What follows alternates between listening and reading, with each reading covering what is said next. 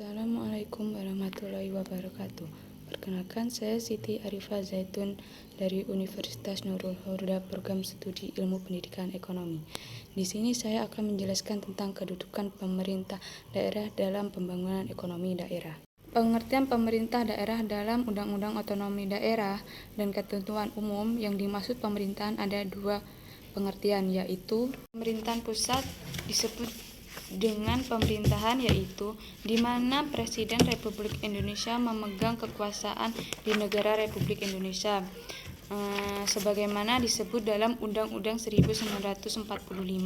Yang kedua yaitu pemerintahan daerah adalah penyelenggara urusan pemerintahan oleh pemerintah daerah atau DPRD menurut dengan asas-asas otonomi dan tugas pembantuan dengan prinsip otonomi seluas-luasnya dalam sistem dan tugas negara Kesatuan Republik Indonesia sebagaimana yang dimaksud dalam Undang-Undang Dasar 1945. Pengertian daerah berbeda-beda tergantung pada aspek tinjauan. Dari aspek ekonomi, daerah mempunyai tiga pengertian, yaitu yang pertama yaitu suatu daerah dianggap sebagai ruang di mana kegiatan ekonomi terjadi.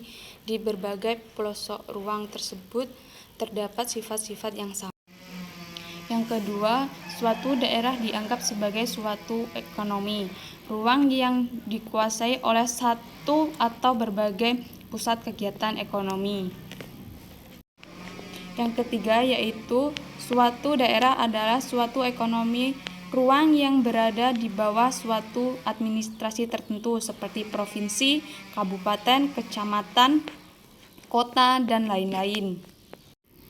Pengertian pembangunan ada dua pengertian mengenai pembangunan. Yang pertama pembangunan fisik, yang kedua pembangunan non-fisik.